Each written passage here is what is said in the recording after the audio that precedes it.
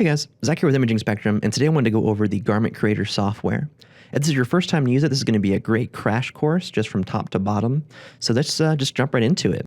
First off, you might notice that mine says offline here, and I have no printers connected. Well, the cool thing with the software, you can download it for both PC or Mac without the printer installed, so we can prep everything. It's just that we can't actually send a print over, of course, until we have that connected directly to it.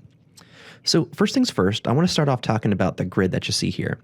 So this is a 14 by 16 grid, which is the platen that the printer will come with. Each one of these squares is a 1 inch by 1 inch square. So if you're trying to do anything like a line, maybe a pocket print or something more custom, that's a great way to actually line it up exactly where you need it to be. Now, I will say that the image behind here really just is an arbitrary image. It doesn't have any real meaning or change and difference in the actual print quality, but it can be a great way to actually show you what your print's going to look like before you send it over. So what I was doing here was just kind of going to the view and actually removing that grid. We can do the same thing with the square as well. Now, what I will say about this is it's really good for just a visual representation, but if we're trying to be very accurate, that grid's going to be a huge help for us. So from here, let's go ahead and jump over into some of our presets. You can see I have a dark color t-shirt set currently, and dark color t-shirt is basically anything that's not white. So when you see dark color t-shirt, just know it means it's going to lay down a white base before it puts the color ink over top. So hopefully you saw there, it was pretty easy for me to actually change that, what they call the background image, or the background color, excuse me. Now the thing about that is it's not going to be completely accurate to probably some of the shirts you're using, but again, this is just a good visual representation to know exactly what we have before we send it over to the printer there. So I'm going to go ahead and add my grids back here. Now let's jump into the most important section here, which is the presets. And this is going to kind of set up everything for us so that we can change those settings later as well. So the first one is this black color t-shirt, use garment black. Actually a very cool option. And what it's going to do is anything that's solid black in the image, it's actually going to drop that out for us. So what I'm going to do is file open. I'm going to grab one of our logos, and this will give us something we can kind of play around with a little bit here. So just like any other basic application, you can see here, I can actually drag and drop. If I wanted to be hypercritical, I can go to my layout settings and actually type in a specific number. I can even fit it to the platen, which means it's going to just basically size that image up as large as it can possibly go with the platen we have selected. Now, I don't always recommend this because sometimes I want a little bit of space around it. So what I like to do is actually type in the exact value I'm trying to work with. So in this case, I'm just going to go ahead and change it to 12 inches here. And then same thing, I can actually manually move it, or I can type in the inches both horizontally and vertically if I want to change that. So let's go ahead and we're going to jump back to our print settings here. So again, I know it might be hard to tell in this image, so what I'm going to show you really quick is a color replacement. We're going to change this white over to a solid black, and you're going to see when it does that, now we have a completely dropped out image. So just know that anything that's solid black in the image when you do the black color t-shirt is just going to be nothing. So no ink laid down, no white base, no color over top of it. So I'm going to go ahead and we'll delete this, and let's get back to our print settings here. Next one option here is what you see is the light color t-shirt standard. Now, basically the best way I can describe light color t-shirts is anything that is white. Just know that if we use the light color t-shirt standard mode, we're going to not put a white underbase down before we do our color prints. So hopefully you saw right there, as soon as I clicked on it, the white of the imaging spectrum there just dropped right out for me. So this can be a great option. Some people use this for more of a vintage look. And what I'm going to do here just to kind of show you what's really going on is I'm going to click on our white there and change it to black again. So you can almost kind of think this is like a reverse of the black color t-shirt standard. Just know that no white base is going to be put down on this one. So let's go ahead and we'll delete that. I'm just going to click and hit the delete button here. Now we're going to jump into dark color t-shirt standard, which to be fair is probably where I'm at about 90% of the time. What this dark color t-shirt standard is going to do is actually basically what you see is what you get. So it's going to lay a white base down, it'll lay down black, green, purple, blue, everything that you see with that included white base. So this, if I'm working with anything like a dark gray, or if I'm working with anything that's basically not white, this is my general go-to. Now, just briefly, I want to talk about these last two. One is this dark color t-shirt white, kind of a funky one. Really what it's going to do is just put that white base down for you. Don't have a lot of reason to generally use this one. And what you'll notice too here, even if I wanted like a solid white print, since it knows that these were originally colors, it's actually just going to go ahead and give us a gradient rather than a solid white print. So if I did want this to be solid white, I'd strongly encourage you to maybe do that in your editing program like a Photoshop, Illustrator, Corel, whatever you're using there. The light colored t-shirt you honestly will never use. Very few people do this, but you can, is instead of using white ink, you can do a second set of CMYK colors. So the plus side here is that we can do a much faster print. The downside is we have no white base, so forget doing any of your dark t-shirts as before. Very, very rarely would anyone ever really want to go down that path. So let's jump back up to the dark colored t-shirt standard, and let's go to the next most important, which is the settings here. So hopefully you can see there's not a whole lot to work with, but there are a few essentials. Probably number one is the print quality. So you're going to see if I click where it says print quality, it gives me a little drop-down menu. So in this drop-down menu, I have options basically between a level 1 and a level 6. Now, a level 1, 2, and 3, I'll say you can generally use that if it's just maybe solid black, white, level 1, 2, and 3, I can say you'll generally use that if it's a solid black text or something without a lot of detail. I am generally in the 4, 5, 6 range. I like 4 and 5 a lot because I get a high resolution print. And level 6 is even though it's level 6, even though it is the highest quality print, it is going to put down 2 bases of white before that color base. So even though I'm going to get incredibly rich, vibrant colors and accurate colors, I should say, I am going to be using a lot more ink, and it's going to take a little bit more time to cure. So 4 and 5 are probably my 2 favorite go-tos. I'm going to show you something kind of interesting here too. So if you notice, I'm a level 4 here, and right where it says white print quality, we have that double strike print.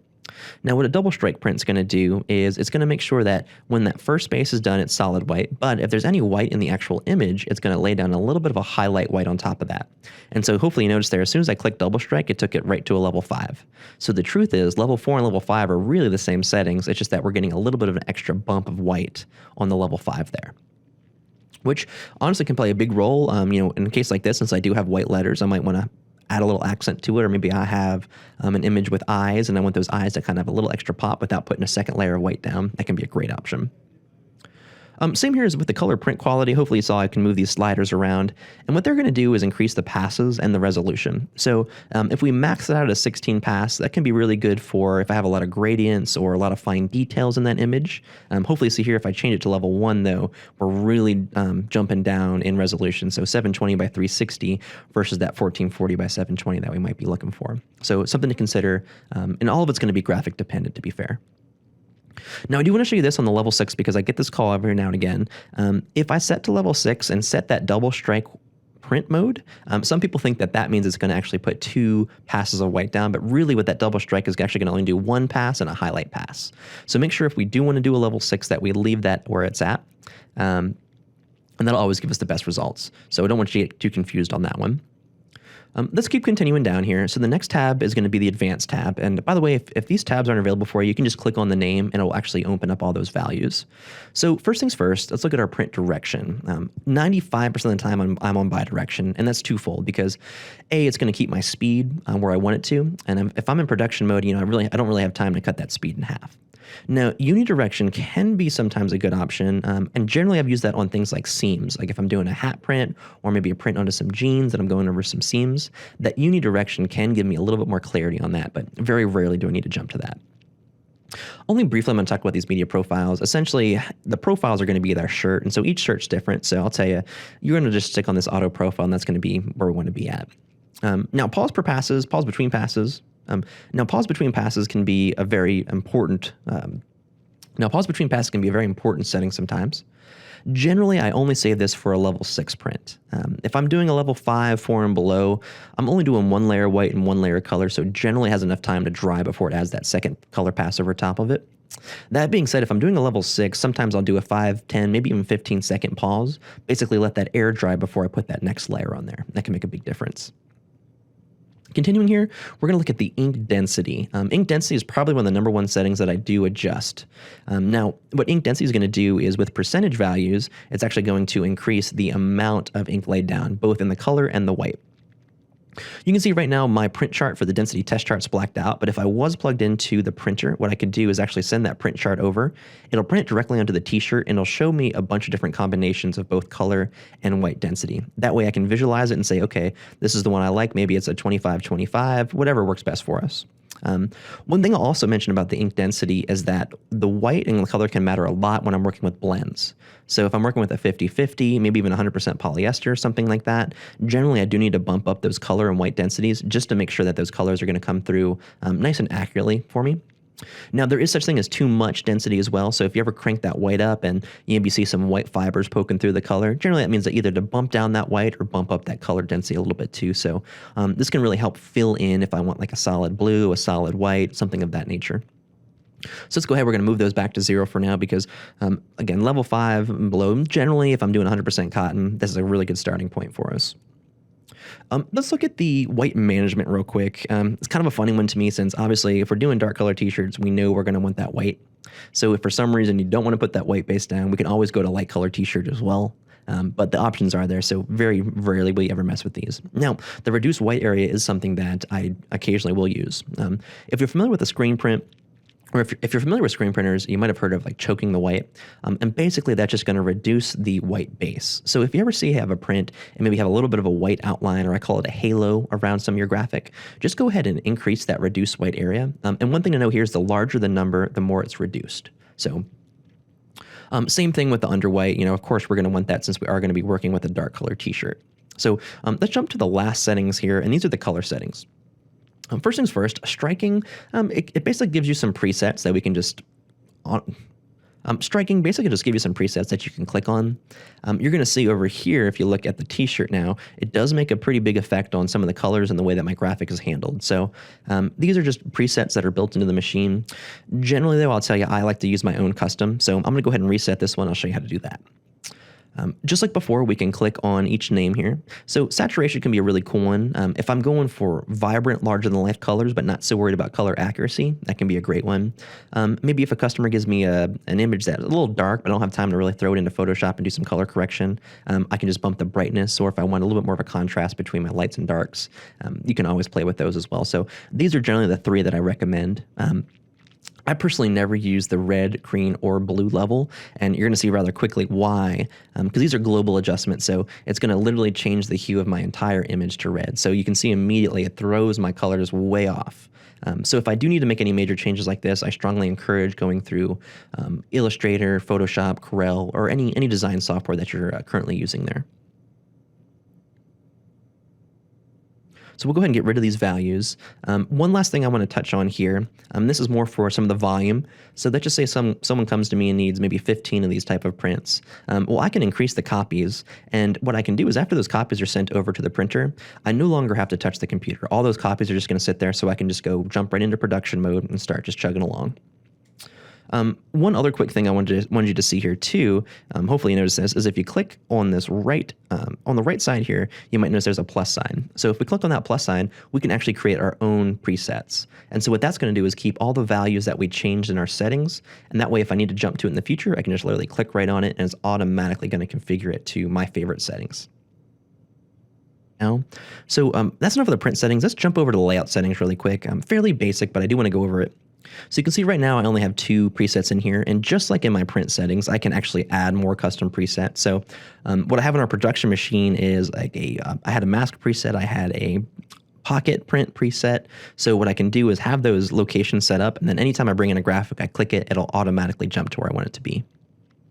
A lot of the stuff I know is kind of fairly self-explanatory, but I do want to kind of just briefly go over it. So things like alignment, you saw center, we'll put it directly in the center of my platen. Top center, we'll put it in the center, but at the very top of it. The most important thing probably to know though in this layout settings page is our platen adjustments. So hopefully you can see here, any of the platens that Epson makes, we will set these within the software rather than the printer itself. So these really are just kind of drag and drop tables. So what you'll notice is that as long as we have our settings set correctly in the software, we'll be all good to go. So just one word of caution is that if you're working with a large platen, maybe go back down to a youth platen, just make sure that you do change that. And that's just going to keep everything running smooth for you. Just like any good software, we can adjust our position manually if we want to have the exact amount of inches in there, or if we want to have maybe something more specific. I can always drag and drop it as well, just like a Word or PowerPoint, any of those kind of whizzy whizzes. Same with this one, I can increase or decrease. So I can do it by scale, I can do it by platen size, or I can actually type in the actual value I'm looking for. One thing I'll say about the platen size adjustments is that it will take it edge to edge. So just know that you have to have that proper platen set before you set that.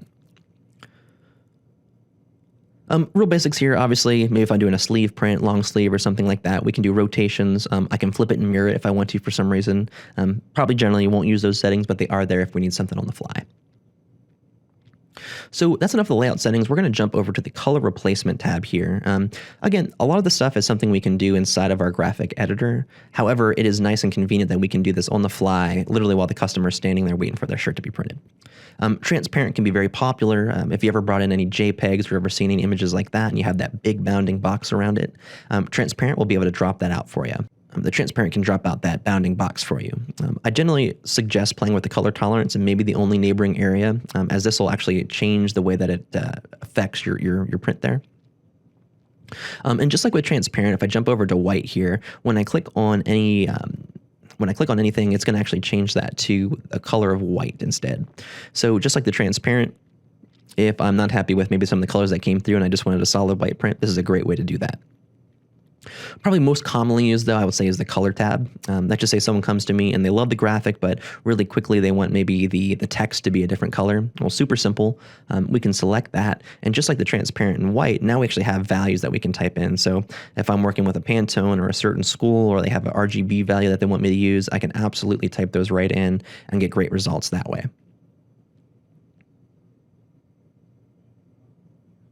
So you can see here, I can really tweak to my heart's content. So once I find that sweet spot for the customer, they say, I love that color, we select it, and then we'll go right to the print and make it happen for them. So I know there's not a whole lot going on there, but I did just want to go over those color replacement options because they can make a difference. Color tolerance, I just want to show you this too. It will make a difference on how the colors surrounding the selected color are affected.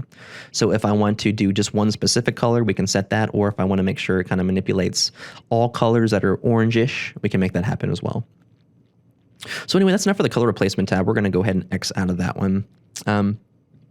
I know I had the only neighboring area here selected as well. Really the only thing that's going to do, if it's checked, it's only going to select one section. If it's unchecked, then anything that specific color in the entire graphic will be replaced. So I know we kind of went over the print settings, the layout settings, and our color replacement there. And that really is kind of the meat of this software. All right, let's go ahead and jump back to our print settings. There is actually, I know we talked about the print, the layout, and the color replacement tabs already. There's one last thing I want to show you in the print settings, and that's specifically for the light color t-shirts. So what we're going to do, I'm going to go ahead and select that light color t-shirt preset one more time. Now, all the settings in here are just what we went over with the same with the dark color t-shirts. However, we do have a new option open for us. So let me go ahead and change this color really quick. We'll go ahead and just make it a black here. And so with that color set, we're going to jump back over to our print settings. Under here, you can see under our print quality, we only have between level 1 and level 4. Now, more importantly, though, is since we are in the light color t-shirt, it opens up a new option under our advanced tab called print options. So if we go ahead and click where it says print option, you're going to see it's actually going to open up a few things for us as well.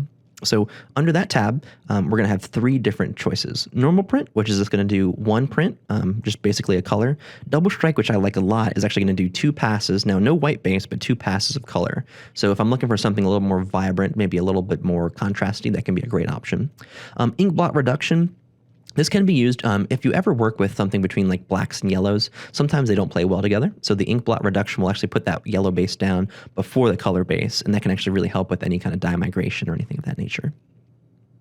So, I'll set this back to normal print, but I did just want to let you guys know that those are some cool features that are already available in there for you. So anyway, let's go ahead and delete all this stuff, and I want to kind of jump into 2 final settings that I think are kind of pretty cool things that a lot of our customers can take advantage of here. First thing is actually adding text and graphics to this. Now, this is definitely not a graphic editor. However, if we do have assets already prepared, we can actually create a graphic essentially from scratch here. So I'm going to click on this little A+ at the top left. It's going to bring me into my layers tabs. So from here, I can add text or images. So I'm just going to go ahead and throw a name in here. The cool thing with this is that any fonts that you have saved on your computer, you can absolutely use those with this as well. So if you have something custom or something that's a specific school font, you can absolutely use all those. So let me just click down here and just grab something random. And just like we can do the text additions, we can actually add another image as well. So let me show you this. If we click on this little one that looks like a little landscape image. Let me grab one of our bugs, and I think I'm gonna grab this high resolution one here. So now what I can do is I can actually kind of drag and drop this around almost like I would, like a very basic Photoshop, if you will. So I do have layers I can move. I can move these as individuals. Now what's gonna happen is once I'm done with this graphic and Of course I can do any of my bolding, but once I click the OK button, it's actually going to interpret this graphic as one overall graphic. So now you see I don't have that full control like I had before. Really simple though. That just say maybe I wanted to change the name or change the location of the graphic. I just double click on it and that'll bring me right back to that same window again. And then we can make our final adjustments, do what we need to, hit the OK button, and then we'll be ready for that final print. So the same thing could be really cool for adding distressed textures, or if I need to just add a specific company logo, maybe a name really quickly. So rather than having to jump into my designing program, I can just do this on the fly. Now, probably one of the most important things, and I think a lot of you guys would agree with me, are the calculations. So we do have an estimation tool here. One thing I love about Garment Creator that a lot of our other software packages don't do is that before I even send it to the printer, I can get a pretty good idea of what the price is going to be out of my pocket. So this is your first time to set this up. I want to show you, we're going to go ahead and hit the local settings. We're going to do a new preset, and we're going to type in currency, and then I'm going to type in the dollar value under my currency tab. I already have that selected, so you can hit OK, but I'll hit cancel here. Same thing with the ink cost. Now, the thing with the ink cost is that the cartridges are $230 for the whites, but $217 for the colors. So what I recommend doing is putting in $230 for your overall cost. Basically, that gives us a little bit of a buffer there. And then we're going to type in 600 milliliters because that's what each cartridge holds. So pretty cool. And you can see we're only about 38 cents a milliliter. So we're going to go ahead and save that last setting. Now, the other cost is completely up to you. So you can see right now I have my Bella Canvas in here. We like the 3001s, so they're 100% ring spun cotton. But I can actually put the price of my t-shirt if I want to put the cost of labor. Hey, you can even put a cost of a cup of coffee in there if you want to. So what we're going to do for this one is we're going to keep it per page. So think of per page as basically per print. And then we're going to make sure that we have that check mark selected. So with all that information input and our graphic already set, we're going to hit the estimate job button. Sometimes it takes a minute or two, but what it's going to give us is actually the milliliters used, the cost of the garment itself, and then the overall cost out of our pocket. So this is a great indicator before we even send something to the printer, what we need to charge our customer to make sure that we're making that return on investment that we're all looking for here. So pretty cool. You can see I'm only using 1.43 milliliters of ink. So my actual ink cost is only about 55 cents. Now, my shirt cost was about $3.20. So now we're looking at a full all-in cost of about $3.75. So anything over this value is going to be pure profit for you guys. So again, just a great indicator to give you an idea before you send it to the printer there. And then if you are so inclined, you can absolutely add this to a spreadsheet, or if you just want to have this for reference for the future, all absolutely can be saved there. So I think from there, we're going to go ahead and just close this one down. And remember, your settings will make a difference on the overall cost. So if I increase my print quality or if I bump up my density, that will also have an effect on price, but also a great indicator. So last but not least, I want to show you guys on the saving here. So if I go to File and Save As, I have two options in here, Work Data and Only Image. 9 times out of 10, you're going to deal with Work Data because that's going to save both the image, the configuration, and any settings we have changed as well. Now, the export job file can be great if I want to maybe send this over to a USB drive. That way, rather than having to use a computer, I can plug that USB directly into the printer and just start rocking along there. So what we want to do is export that job file out as a computer for a computer file, and then we'll drag and drop that computer file onto our flash drive, which we can then use to actually do our printing. So one last kind of cool thing I want to show you, and this is more for the business side, or if you want to kind of give your customers some options, or even for your graphic designer potentially. So if I go to this import option, I've got 3 choices. Background image is basically the t-shirt, but what I want to show you is this chart black t-shirt. This is really cool and actually kind of shows off kind of the capabilities of the machine as well. So you're going to notice when I select that one, it's going to bring up a color chart, and that color chart is actually going to have RGB values underneath of it as well. So if a customer does come to me and says, hey, can you print this in pink? Or hey, can you print this in blue? Well, now we have the option to say, okay, which blue would you like? Which green would you like? Which pink would you like? And also for any graphic designers, it has those RGB values. So if I want to use those codes while I'm actually designing my image, we'll know that we're going to get those exact results every time it comes out of the printer. So again, this is only a small amount of colors that this printer can handle, but I think it gives us a really good overall view of the potential of our graphic designs there. So guys, that was it. I know it was a quick crash course on the whole Garment Creator, but really I just want to get your guys' feet wet. So if you have any questions, definitely do not hesitate to reach out to Imaging Spectrum. We're here for you guys. And if you have any questions, you can reach us at 214-342-9290. Looking forward to talk to you.